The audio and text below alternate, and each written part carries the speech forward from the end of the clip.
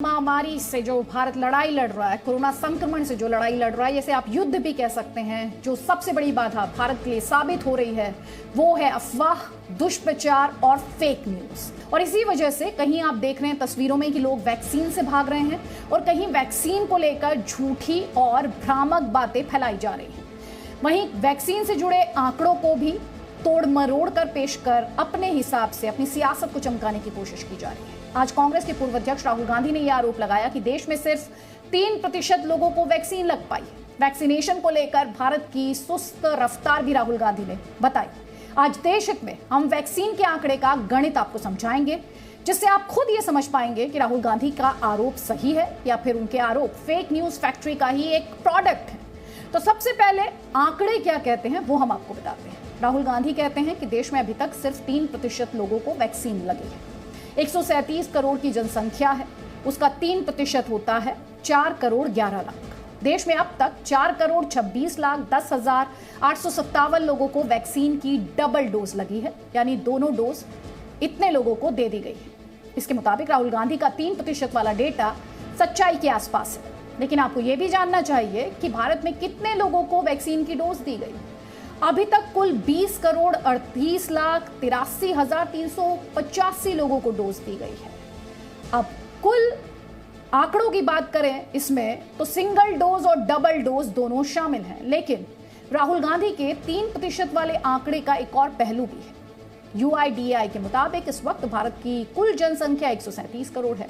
इस जनसंख्या में 18 प्लस से नीचे की उम्र के बच्चों की अनुमानित जनसंख्या है करीब 50 करोड़। यानी भारत में जिन्हें वैक्सीन लगाई जानी है उनकी जनसंख्या कितनी होती है? उनकी जनसंख्या होती है सिर्फ 87 करोड़। तो इस हिसाब से भारत में कुल 5% लोगों को दोनों डोज वैक्सीन की मिल चुकी। देश में करीब 24% लोगों को वैक्सीन की सिंगल या फिर डबल डोज लगाई जा चुकी है। तो भारत जैसे देश के लिए यह आंकड़ा बहुत बड़ा है। साथ ही आपको यह भी समझना है कि जब सरकार कहती है कि दिसंबर 2021 तक 100% लोगों को वैक्सीन लगाने का उसका लक्ष्य है, तो ये बात देश के 87 करोड़ लोगों के लिए ही हो रही है, क्योंकि बच्चों के लिए अभी तक भारत में कोई वैक्सीन नहीं है। और देश हित में ध्यान रखिए कि बच्चों के लिए वैक्सीन वैज्ञानिक बनाने वाले हैं, नेता नहीं।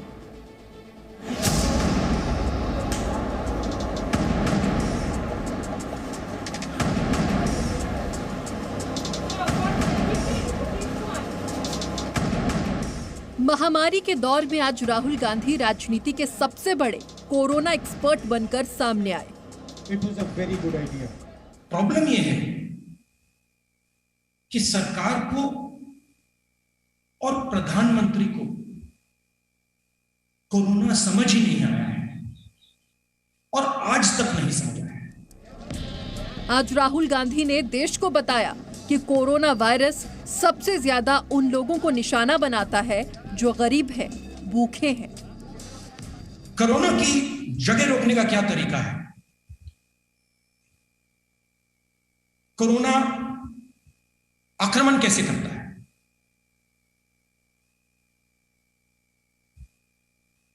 सबसे पहले जिन लोगों के पास भोजन नहीं है, जो कमजोर हैं,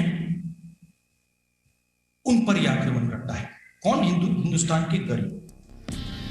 राहुल गांधी ने बताया कि देश में अभी तक सिर्फ 3% लोगों को वैक्सीन लगी है और बाकी 97% को जल्द वैक्सीन नहीं देने का मतलब कोरोना के लिए दरवाजा खुला छोड़ना है। हिंदुस्तान के 3% को आपने वैक्सीन दी, मतलब 97% लोग को कोरोना पकड़ सकता है। आपने दरवाजा खुला छोड़ रखा है और अभी भी आप दरवाजा नहीं बंद कर रहे। सवाल यह है कि आज राहुल गांधी को कोरोना संक्रमण और वैक्सीन की इतनी चिंता है तो उन्होंने कांग्रेस के उन नेताओं के लिए क्या किया जिन्होंने वैक्सीन को लेकर भ्रम फैलाया था। कांग्रेस नेता शशि थरूर ने कहा था वैक्सीन खतरनाक है। कांग्रेस नेता जयराम रमेश कह चुके हैं कि वैक्सीन सुरक्षित नहीं है। कांग्रेस की पंजाब सरकार ने कहा था पंजाब में वैक्सीन का इस्तेमाल नहीं होगा। कांग्रेस की छत्तीसगढ़ सरकार ने कहा था वैक्सीन सुरक्षित नहीं है। राहुल को आज चिंता है कि देश के 97% लोगों को वैक्सीन नहीं मिली है, इसीलिए वो सुरक्षित नहीं है। तो राहुल को अपनी ही पार्टी के नेता मनीष तिवारी का ये बयान भी सुनना चाहिए, जिसमें उन्होंने कहा था भारत सरकार लोगों पर टीका थोप रही है। बुनियादी सवाल ये उत्पन्न होता है कि अगर ये टीका इतना ही सुरक्षित है, इस सरकार के का कोई जिम्मेदार मंत्री सामने क्यों नहीं आया कि सबसे पहले मुझे टीका लगाओ, जिससे कि लोगों में संदेश जाए कि ये टीका बिल्कुल पूरी तरह से सुरक्षित है। आज राहुल गांधी चिंता जता रही हैं कि सभी लोगों को वैक्सीन नहीं लगी तो देश में संक्रमण की तीसरी क्या, चौथी और पांचवी लहर भी आ सकती है।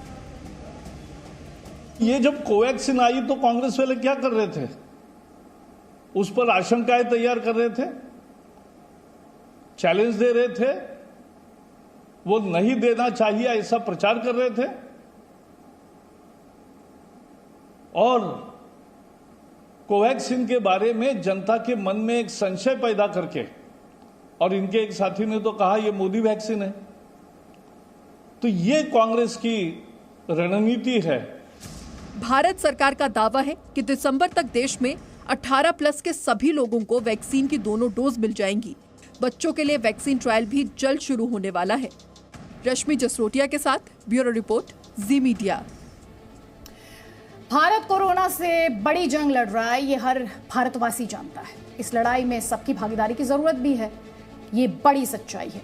लेकिन आपको समझना है, सरकार चाहे कितने ही नियम कानून, अस्पताल, ऑक्सीजन, दवा और वैक्सीन ले आए, अगर जन भागीदारी नहीं होगी तो देश इस महासमर को नहीं जीत पाएगा। अब हमें ये क्यों कहना पड़ रहा है, ये आपको हमारी अगली रिपोर्ट में साफ तौर पर दिखाई देगा। और ये भी जरूर गौर कीजिएगा कि इस देश में भ्रम और अफवाह के बूते राजनीतिक रोटी सेकने का कितना बड़ा नुकसान इस वक्त देश को हो रहा है। कस्बे की एक गली, एक शख्स दूसरे को पकड़े हुए है, दूसरा शख्स भागने की कोशिश कर रहा है। जो पकड़ा गया है वो परेशान है, अंगोछे से मुंह ढका है, लेकिन वो भाग जाना चाहता है। जोर आजमाइश चल रही है, तभी एक पुलिस वाला वहां पहुंच जाता है। अब उस शख्स को 2 लोगों ने पकड़ा है, उसे समझाने की कोशिश हो रही है। बीच गली में खींचातान देख कुत्ते परेशान हैं। कौतूहल के मारे लोग खड़े होकर देख रहे हैं और वो शख्स चीख रहा है।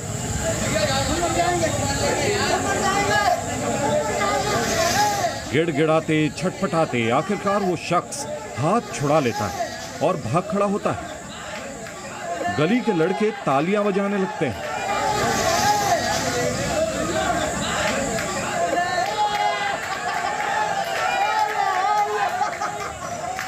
ये उत्तर प्रदेश का कासगंज जिला है।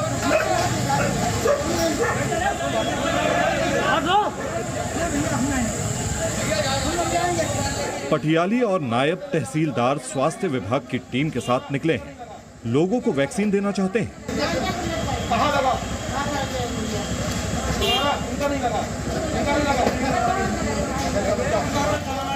45+ वाले लोगों की खोज हो रही है। कोई दुकान में छिपा है, उसे भी पकड़ा गया।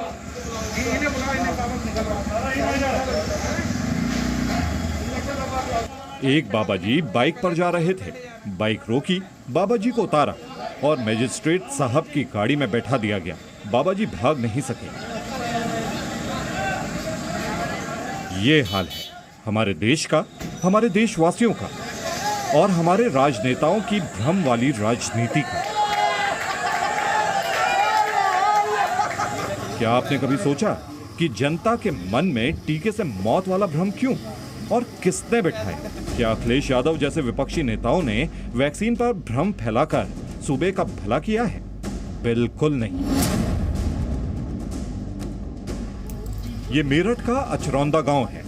नगर निगम वाले दवाइयां लेकर घर घर घूम रहे हैं, लोगों को वैक्सीन लेने के लिए समझा रहे हैं, लेकिन फायदा कुछ नहीं। क्या कर रहे हैं यहाँ पे, अब क्या अभियान है? ये हम दवाई जो है ना लोगों को दे रहे हैं और जी उसके लिए टीके लगवाने के लिए भी कह रहे हैं, लेकिन लोग लगवा नहीं रहे। अच्छा, अगर वैक्सीन की बात की जाए तो क्या आपने यहाँ प्रेरित किया लोगों को, क्या कह रहे हैं लोग? जी कह देते हैं कि लगवा लेंगे, लेकिन आता कोई नहीं है। अच्छा, लगातार आप अभियान चला रहे हैं, दवाइयाँ निःशुल्क दे रहे हैं सरकार की तरफ से। वैक्सीन की अगर बात की जाए उसमें क्या चल रहा है? वैक्सीन में लास्ट वीक में भी हम लोगों को जागरूक कर गए थे। लास्ट वीक में भी हमने दवाइयाँ वितरण की हैं, लेकिन कोई अभी तक वैक्सीन नहीं लगा पाया है। तो आप यहाँ पे आते हैं, गांव में यहाँ भीड़ होती है, तो क्या दिक्कतें फेस कर रहे हैं लोग? समझा रहे हैं, समझ क्या दिक्कतें आ रही हैं? और जो लगातार जो है हम अभियान चला रहे हैं दवाइयों का, और लोगों को जागरूक कर रहे हैं। तो वैक्सीन लगवा रहे हैं लोग? अभी तो यहाँ पर कोई जागरूक नहीं हुआ। हम जब कोई चेकिंग तो कोई है ही ना। अब जरा उन गांव वालों की भी सुन लीजिए कि आखिर ये लोग वैक्सीन लगवा क्यों नहीं रहे हैं। टीका है कोरोना का, वो लगवाया आपने? नहीं। क्या कारण क्या ना लगवाने का? कारण ये है जैसे कि टीकाकरण हो रहा है, किसी को बुखार आ रहा है, किसी डेथ हो जाती है उससे, तो इसी डर के हमारा आदमी इंजेक्शन नहीं लगवा पाता। क्या मानना है आपका, टीका लगवाया आपने? ना मैंने तो ना लगवाया।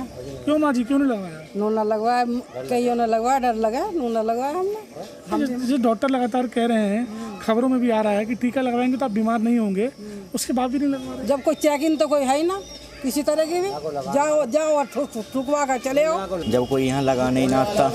जैसे कैंप जहाँ लग रहे हैं हॉस्पिटल में, वहाँ जाएंगे लगवाने? नहीं।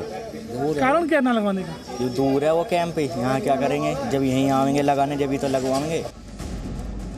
भरोसा होगा कैसे जब भ्रमजीवी राजनेता कोविड की वैक्सीन को बीजेपी का टीका साबित करेंगे तो भारतवासी भ्रमजाल में उलझेंगे ही।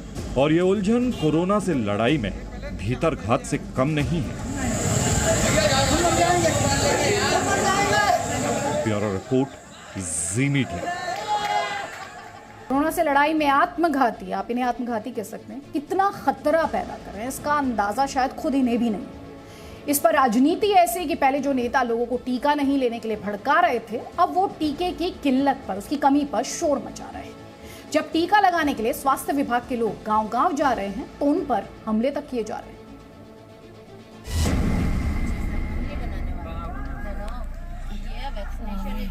माली खेड़ी में टीकाकरण के लिए आए हैं हम, और यहाँ पर देखिए हमें मारने के लिए कितनी भीड़ जुड़ी हुई है, और हमारी जवाबदारी कौन लेगा? तहसीलदार मैडम है हमारे साथ में। देखिए ये पारदी मोहल्ले में है हम, ये देखिए भीड़ जो, और लग गई, ओह माय गॉड, लग गई। मंत्री साहब, अरे लाइट मार हो गया। अरे यार, और कोरोना का टीका लगाने गांव में गई टीम जख्मी होकर थाने में बैठी थी। टीम में शामिल एक शख्स का सिर फूट गया था। गांव वालों को पता नहीं था कि हमला किसने किया और क्यों किया। गांव वाले हैरान कि हमला किया क्यों, जबकि टीम वैक्सीन देने आई थी। लोगों को समझा बुझा रही थी, तभी दूसरे गांव के लड़कों ने हमला कर दिया। ये घटना उज्जैन के उन्हेल थाना इलाके में 24 मई को हुई थी। लाइट मार हो गया।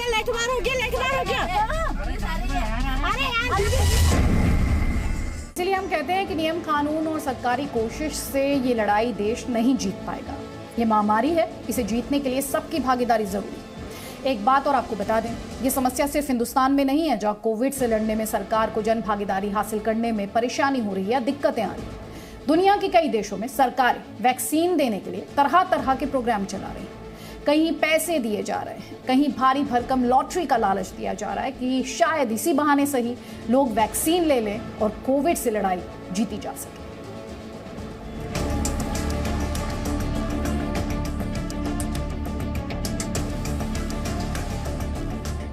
अमेरिका अनलॉक्ड है। प्रेसिडेंट बाइडेन तो कब से मास्क हटा चुके हैं, लेकिन अमेरिका के 50% आबादी भी अभी तक पूरी तरह वैक्सीनेटेड नहीं है।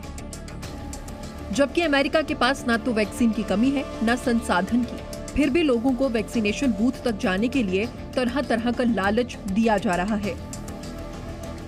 Hope you're paying attention. You get the $50 incentive card, and you have a chance to be in a drawing where we will be pulling the names of 15 individuals that will receive $50,000 cash prizes. We'll do that on the 14th, and again, 15 individuals, $50,000 on June 11th. ये California के governor Gavin निब्सम है। Democratic party से हैं, किसी भी हाल में 15 जून तक vaccination का टारगेट पूरा करना चाहते हैं और इसीलिए 11-12 करोड़ डॉलर के इनाम का ऐलान कर दिया है, जिसमें पहले वैक्सीन लेने वाले 20 लाख लोगों को $50-50 के गिफ्ट कार्ड मिलेंगे। वैसे कैलिफोर्निया से पहले ओहायो में तो लॉटरी का ऐलान भी कर दिया गया। ओहायो में 22 साल की एक महिला इंजीनियर को $10 लाख का इनाम मिला, जबकि 14 साल के एक लड़के को फुल राइड के साथ कॉलेज की स्कॉलरशिप मिली है।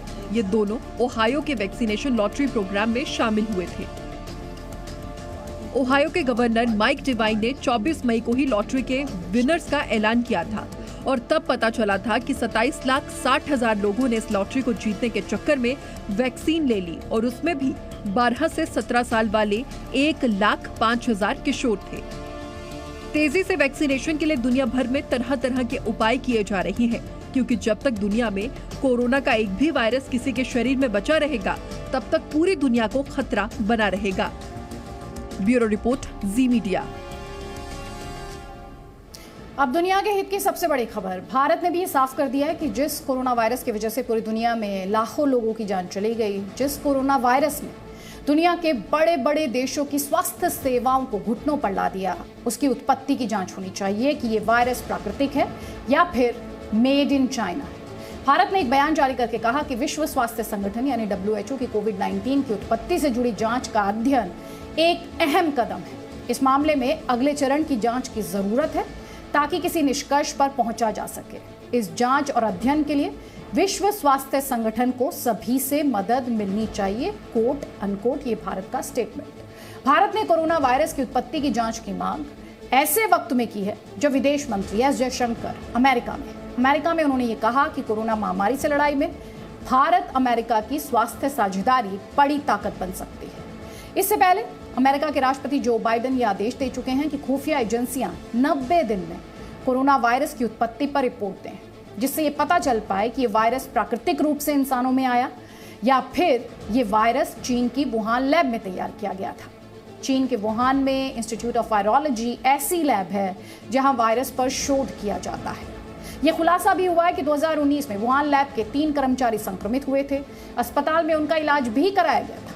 अमेरिका की खुफिया विभाग का तो ये भी दावा है कि चीन में कोरोना वायरस को हथियार के तौर पर विकसित किया गया और 2015 में ही चीन के वैज्ञानिकों और चीन की फौज ने कोरोना को जैविक हथियार के तौर पर इस्तेमाल करने पर चर्चा की थी। तब चीन के वैज्ञानिकों ने कहा था कि ये नए युग का हथियार होगा। चीन पर शक करने के कारण भी हैं। सोचिए, जिस वुहान वायरस की वजह से पूरी दुनिया इस वक्त संक्रमित है, उसी वुहान में अब पार्टियां चल रही। दुनिया में चीन के 2 सबसे बड़े दुश्मन हैं, एक भारत और दूसरा अमेरिका। अमेरिका का सबसे बड़ा कहर एक तरह से देखें तो इन्हीं दोनों देशों पर सबसे ज्यादा टूटा भी और असर भी इन्हीं देशों पर सबसे ज्यादा पड़ा। भारत और अमेरिका की अर्थव्यवस्था को झटके लगे, जबकि चीन ये दावा कर रहा है लगातार कि उसकी अर्थव्यवस्था बढ़ रही है। आगे बढ़ेंगे और अब आपको महाराष्ट्र के जालना की एक खबर बताते हैं। यह खबर आपको इसलिए भी देखनी चाहिए ताकि आप समझ सकें कि पुलिस वालों की कार्यशैली में बदलाव क्यों जरूरी है, क्यों आप पुलिस के अत्याचार पर्दे के पीछे छिपे नहीं रह सकते और कैसे गुनाहों में शामिल पुलिस वालों को सलाखों के पीछे पहुंचते देर भी नहीं लगती। इस कहानी में 2 घटनाएं हैं, एक पुलिस अत्याचार की और दूसरी उन्हीं पुलिस वालों की घूसखोरी की। आप खुद देखिए जालना में पुलिस वालों ने क्या किया था और कैसे उसका हिसाब।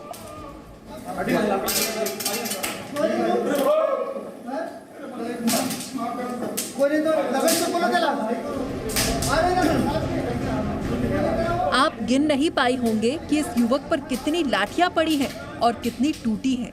एक युवक और उसे घेरकर पीटते दर्जन भर पुलिस वाले।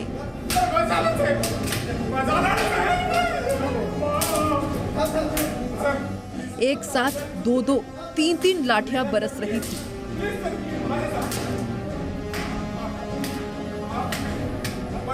लाठियां टूटने लगी तो लात घूंसे चलने लगे।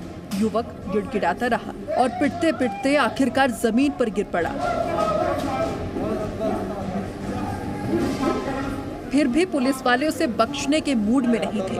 वो तो अस्पताल के डॉक्टर को लगा कि मौत हो सकती है तो उसने रोका, वरना ये युवक मर भी सकता था। और इसका गुनाह सिर्फ इतना था कि पुलिस डीएसपी गोपालक समुदाय के लोगों को गाली गलौज कर रहा था और इसने उनका वीडियो बना लिया था। मैंने बोला यार तुम मेरे समाज के बारे में इतनी गलिच्छ भाषा के अंदर जो बात कर रहे थे वो मुझे सहन नहीं हुआ, इसलिए मैं तुम्हारा वीडियो काट रहा था। ऐसा बोलते वो इतना गर्म हो गया और मेरे को मारना शुरू किया। उसने आदेश दिया सबको मारने का और खुद भी मार, इतना मारा उसने, कम से कम 8 से 10 लकड़ियां टूट गई मेरे आंख पे। पुलिस का कहना है कि एक्सीडेंट में एक युवक की मौत के बाद गवली समुदाय के लोग अस्पताल में तोड़फोड़ कर रहे थे और जब पुलिस आई तो इस युवक ने उनका वीडियो बनाया था। इसके बाद इस युवक की पिटाई हुई, लेकिन फिर 27 मई को शिवराज ने कलेक्टर और डीएम को अर्जी देकर पुलिस वालों पर कार्रवाई की गुहार लगाई। उपयोग करने वाले, दुरुपयोग करने वाले पदाधिकारी को केडीकर जैसे डीवाईएसपी लेवल के अधिकारी हो या प्रशांत महाजन जैसे निरीक्षक पद के ऊपर बैठे वाले लोग जो पद का गैर व्यापार करते, उनको उनके ऊपर कार्रवाई होना चाहिए। शिवराज की पिटाई 9 अप्रैल को हुई थी, लेकिन इन्होंने शिकायत 27 मई को दर्ज कराई क्योंकि इससे पहले ये पुलिस वालों से डरे हुए थे। लेकिन इसी बीच पुणे एंटी करप्शन ब्रांच को जालना के पुलिस वालों की शिकायत मिली। दलित उत्पीड़न के आरोप में फंसे एक शख्स ने पुलिस वालों पर 5 लाख की रिश्वत मांगने का आरोप लगाया। एसीपी ने ट्रैप लगाया और डीएसपी सुधीर खिरड़कर समेत 3 पुलिस वाले 2 लाख रुपए की रिश्वत के साथ रंगे हाथ पकड़ लिए गए। ये वही डीएसपी सुधीर खिरड़कर था जिसने युवक की पिटाई की थी। जब वो रिश्वतखोरी के आरोप में 20 जुलाई को गिरफ्तार हुआ, तब जाकर इस युवक ने डीएसपी के खिलाफ डीएम से गुहार लगाई है। गौर करने की बात यह भी है कि युवक जालना में बीजेपी युवा मोर्चा का नेता भी है, जिसके साथ जाति करने वाले पुलिसकर्मी अब सलाखों के पीछे हैं। ब्यूरो रिपोर्ट, जी मीडिया। सुशील कुमार, एक ऐसा नाम जो कभी देश के लिए नायक था, लेकिन अब उसकी पहचान खलनायक के रूप में हो रही। सुशील कुमार पर हत्या का संगीन इल्जाम। जेल की बंद 4 दीवारी में सुशील कुमार से पुलिस की पूछताछ चल रही है, लेकिन सुशील कुमार पुलिस के सामने चालाकियां कर रहा है। दिल्ली पुलिस को गुमराह करने के लिए मनगढ़ंत कहानियां बना रहा है, लेकिन उसके सारे झूठ की इमारत 60 सेकंड के एक वीडियो से ध्वस्त हो गई। आज सुशील कुमार के सारे झूठ का पर्दाफाश उस 60 सेकंड के वीडियो से करें। लगातार चौथा खिताब अपने नाम किया है। You can hear them shouting all around the stadium. एक पहलवान जिसके हाथों में मेडल चमकते थे, उसके हाथ में क्यों दिखी लाठी? एक रेसलर जिसकी पटखन्नी से चित होते थे विरोधी, उस रेसलर पर साथी पहलवान की हत्या का आरोप। पुलिस सुशील कुमार से 5 दिनों से 4 मई की सच्चाई का राज उगलवाने की कोशिश कर रही है। दिल्ली पुलिस क्राइम ब्रांच की टीम सुशील कुमार से घंटों तक पूछताछ कर रही है, लेकिन सुशील कुमार पुलिस की टीम को उलझाने और बहकाने की कोशिश कर रहा है। जी न्यूज को दिल्ली पुलिस के सूत्रों से जानकारी मिली है कि पूछताछ के दौरान सुशील कुमार ने 4 मई की रात की एक कहानी पुलिस वालों को बताई है। सबसे पहले आपको बताते हैं कि अब तक सुशील कुमार ने पुलिस को कौन सी कहानी सुनाई है। सूत्रों के मुताबिक सुशील कुमार ने जांच अधिकारियों को बताया है कि 4 मई को पहलवानों के 2 गुट आपस में लड़ गए थे। इस लड़ाई के बाद पहलवानों का एक गुट स्टेडियम में 4 मई की रात 8:30 बजे चला गया था। सुशील कुमार ने बयान दिया है कि एक गुट को समझाने के लिए वो मॉडल टाउन गया था ताकि झगड़ा आगे ना बढ़े। पुलिस सूत्रों के मुताबिक सुशील कुमार ने पुलिस को बताया है कि उसने सागर को नहीं मारा, लेकिन अब सुशील कुमार को एक ऐसा सबूत दिखाते हैं जो उसके बयान को चंद सेकंड में झूठा साबित करने के लिए काफी है। जी न्यूज ने सुशील कुमार के खिलाफ जो सबसे बड़ा सबूत तस्वीरों में दिखाया था, उसी के बाद यह वीडियो सामने आया है। इसी वीडियो में सुशील कुमार की पूरी सच्चाई कैद है। 4 मई की रात का यह वीडियो 60 सेकंड का है। वीडियो की शुरुआत में एक शख्स जमीन पर गिरा पड़ा है और दूसरा शख्स लाठी लेकर उसे कुछ समझाने की कोशिश कर रहा है। दावा है कि जमीन पर गिरा शख्स घायल पहलवान सागर धनखड़ है और जो शख्स लाठी लेकर सागर को समझा रहा है वही सुशील कुमार है। सुशील कुमार ने पुलिस को बयान दिया है कि वो समझाने के लिए गया था, तो भला डंडा लेकर ऐसे कौन समझाता है। इसी बीच एक शख्स आता है और सुशील कुमार की बाह पकड़ लेता है। सुशील एक बार फिर डंडा हवा में उठा लेता है। सुशील बार बार डंडा हवा में उठाकर सागर पहलवान को मारने की कोशिश कर रहा है।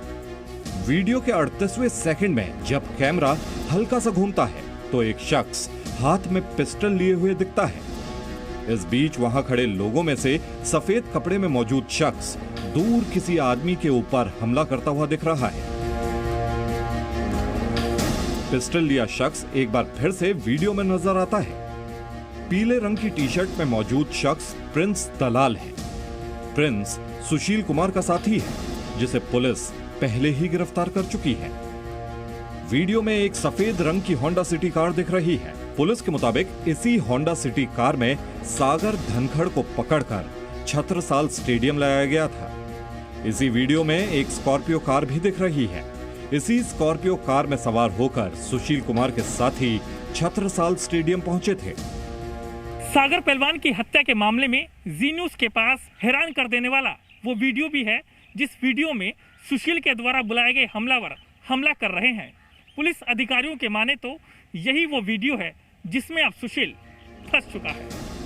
सुशील कुमार बार बार ये कह रहा है कि उसने सागर पहलवान को नहीं मारा। ऐसे में ये वीडियो सुशील के झूठ का पर्दाफाश करने के लिए काफी है। हमें तो सिर्फ सुशील कुमार से मतलब है, क्योंकि 2012-13 में हमने बेटा सुशील को सौंपा था और सुशील के वहीं से ही इसका कत्ल हुआ है। हम नहीं जानते किसने किया किसने नहीं किया, मगर सुशील का हमें कंफर्म है कि सुशील ने खुद किया।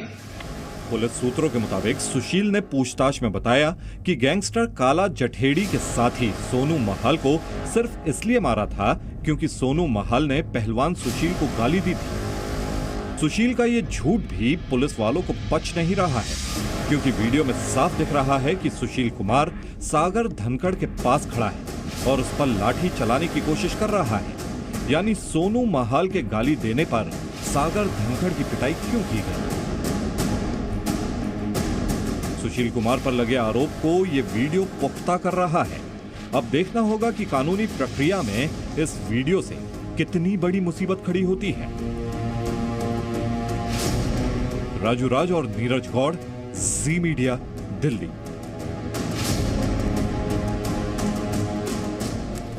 देखिए, अभी तो एक वीडियो सबूत सामने आया है। आने वाले दिनों में सुशील के खिलाफ कई और वीडियो सबूत सामने आ सकते हैं, क्योंकि दिल्ली पुलिस को जांच के दौरान छत्रसाल स्टेडियम के कई और सीसीटीवी फुटेज मिले जो सुशील कुमार के खिलाफ सबूतों को और पुख्ता करेंगे। सुशील के खिलाफ शिकंजा और कसने के लिए क्राइम ब्रांच ने 30 लोगों को गवाह बनाया और सभी ने अपने बयान दे दिए। तो अब एक एक कर पहलवान सुशील कुमार का सच से सामना हो रहा है।